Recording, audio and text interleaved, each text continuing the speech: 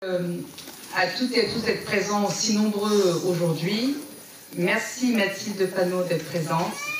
Merci à mes collègues députés d'être là, cher Antoine, Claire, Stevie, et Béranger, j'ai oublié Béranger, c'était le premier arrivé en plus. Merci Béranger d'être là. Messieurs les maires, cher Bruno, maire de Corbeil-Essonnes, le maire de Ris-Orangis, Stéphane Raffaelli. Nous avons avec nous également le président de la Samardel, M. Sprotti. Permettez-moi de vous présenter mes meilleurs vœux à toutes et à tous pour cette nouvelle année. Que 2025 soit symbole de bonne santé, de réussite, de moments de joie partagés et de victoire acharnée.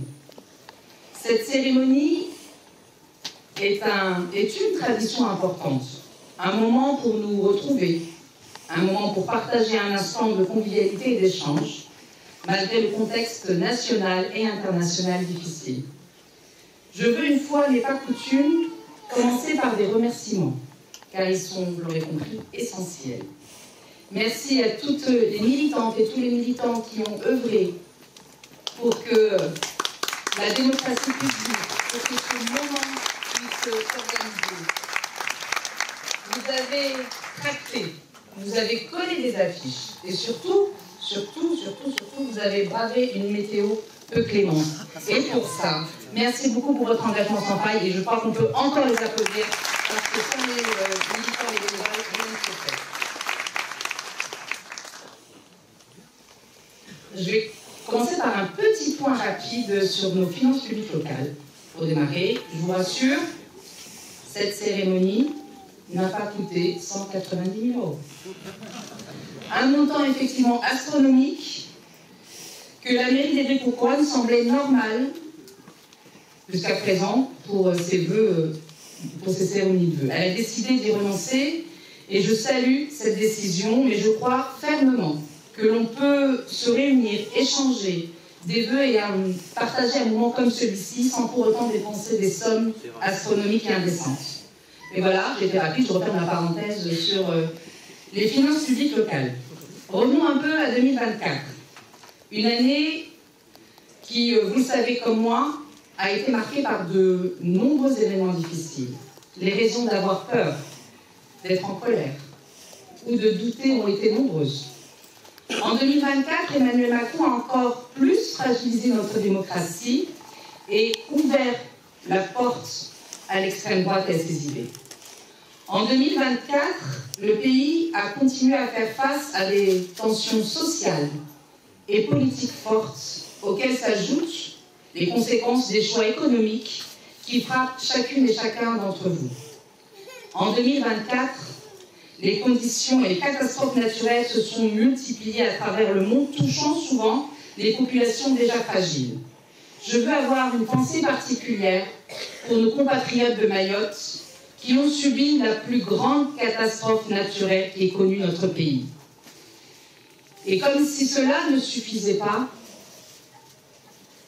ils se retrouvent aujourd'hui sous la tutelle de l'une des plus grandes catastrophes politiques de notre pays, que malheureusement nous avons bien connu ici, un certain Manuel Valls. On ne va pas se mentir. L'année 2024 fut rude politiquement, économiquement et socialement. Une dissolution, des gouvernements illégitimes, du mépris social et démocratique. 2024 aura été un affaiblissement continu pour notre pays par l'enfant gâté, l'enfant roi du libéralisme et de la finance. Mes amis, vous me connaissez. Je ne suis pas du genre à me lamenter. Je suis une femme de conviction et qui a foi en l'avenir et surtout en chacune et chacun d'entre vous. Cette salle, je la regarde, je la trouve à l'image de notre territoire.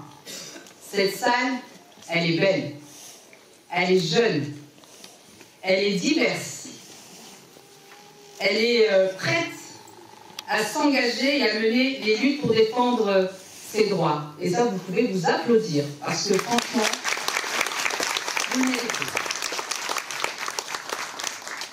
Notre détermination et nos sourires peuvent construire un monde meilleur avec celles et ceux qui se mobilisent pour aider les autres.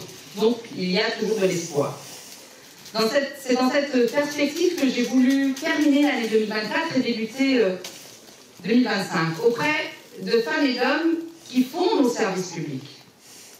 J'ai passé toute une soirée en immersion à la gendarmerie de Bondoufle en décembre dernier et j'étais encore la semaine dernière en immersion auprès de nos sapeurs-pompiers à la caserne d'Évry-Cocoronne où j'ai pu, pendant toute une soirée, mesurer le dévouement de ces femmes et de ces hommes au quotidien. Je tiens d'ailleurs à saluer ici leurs représentants qui sont là et je pense qu'on peut applaudir vraiment tout le travail qu'ils font pour nos concitoyens. C'est sur cette note que je veux débuter 2005 avec vous. L'espoir porté par ceux qui s'engagent au quotidien pour protéger, réparer, aider, soigner, éduquer, émanciper et bâtir un avenir plus juste, plus solidaire. La France est belle grâce à votre engagement.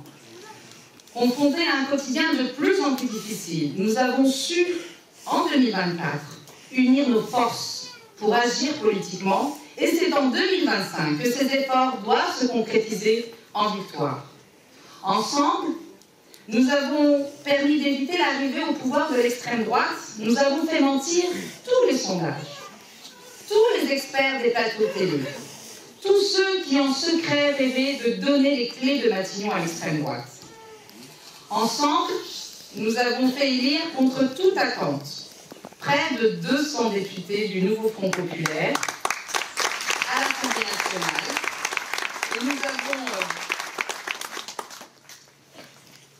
Et nous avons porté la gauche comme première force politique donc, au niveau de la France, mais également sur nos départements de l'Essonne.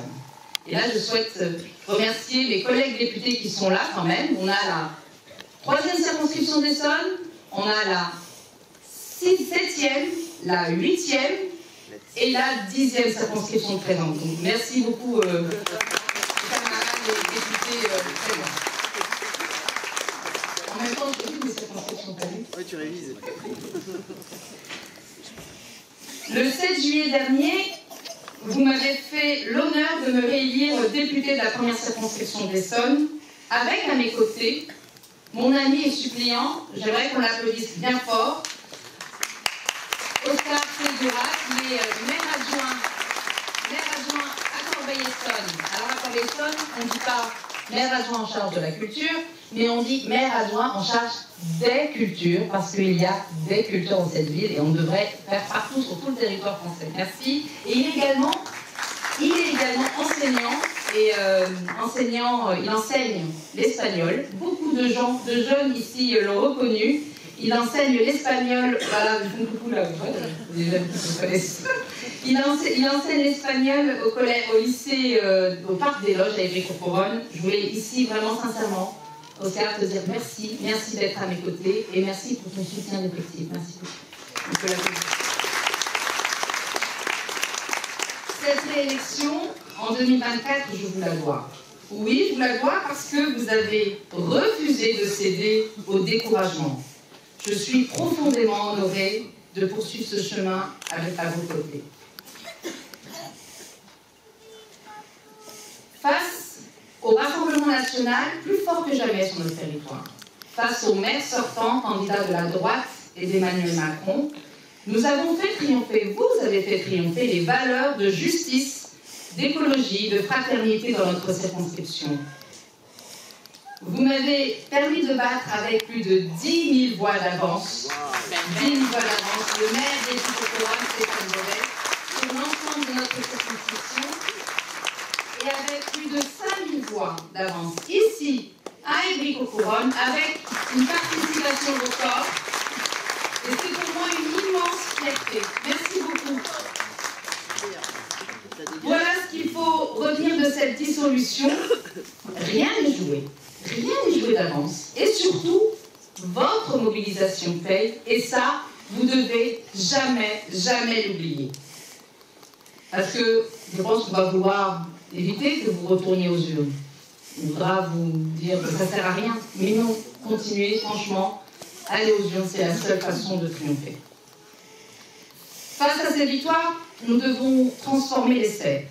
2025 sera donc une année charnière, une année d'action, une année d'espoir. Je me souviens, avec d'autres que je revois dans la salle, d'une réunion qui s'était passée en mairie d'Évry, parce qu'à l'époque, c'était pas encore Évry-Courcouronnes, en mairie d'Évry, où les rythmes scolaires sur notre ville, à l'époque, le maire de l'époque voulait les faire passer sans aucune concertation, sans aucune écoute des citoyens et des parents. Et je me souviens de cette phrase. Madame Amrani, si vous n'êtes pas content, parce que je suis le maire, c'est moi qui décide, si vous n'êtes pas contente, ben vous avez qu'à monter une liste avec vos parents d'élèves. En règle générale, j'écoute pas trop quand on... Mais là, je l'ai pris au mot. Je l'ai pris au mot et c'est comme ça qu'avec la liste que nous avons menée, nous avons fait 19% pratiquement des suffrages exprimés. Et c'est comme ça que je suis devenue conseillère municipale dans cette ville. Et me voilà, c'était pour moi le début, en tout cas, d'un engagement sans faille pour nos villes. Et 10 ans plus tard, pratiquement jour pour jour, je suis fière d'accompagner les luttes des parents d'élèves et des équipes éducatives et administratives en tant que députée de la Nation. J'ai à chaque fois une émotion particulière à la lecture d'un message qui m'est adressé par les parents d'élèves. Je pense à ces mamans qui m'ont écrit au sujet du harcèlement scolaire, de la non-affectation de leurs enfants dans un lycée ou encore des conditions de rentrée catastrophiques au lycée d'Ouanou. En octobre dernier, plusieurs habitantes de notre ville d'Évry-Courcouronnes m'ont écrit pour m'inviter à prendre un café, pas seulement, mais plutôt aussi pour évoquer la sécurité et les risques qui touchent plusieurs quartiers de notre ville et plusieurs villes sur notre département. Partout sur notre département, des femmes et des hommes s'engagent sur plusieurs sujets pour penser, réfléchir et construire des solutions. L'engagement est, à mon sens, la chose la plus importante que la société possède. Car, comme vous le savez, là où il y a une volonté, il y a un chemin. C'est pour ça que je vous appelle à vous engager ici, localement, pour construire ensemble des solutions. Et je vais d'ailleurs entamer dès le mois de février une grande consultation de circonscription pour vous donner la parole sur tous les sujets importants. En 2025, ce que je souhaite, c'est que les habitants d'Évry-Courcouronnes, de Corbeil-Essonnes, de Lys, de Villabé et de Bondoufle puissent exprimer en tout cas leurs attentes et leurs besoins face aux réalités qu'ils et qu'elles vivent.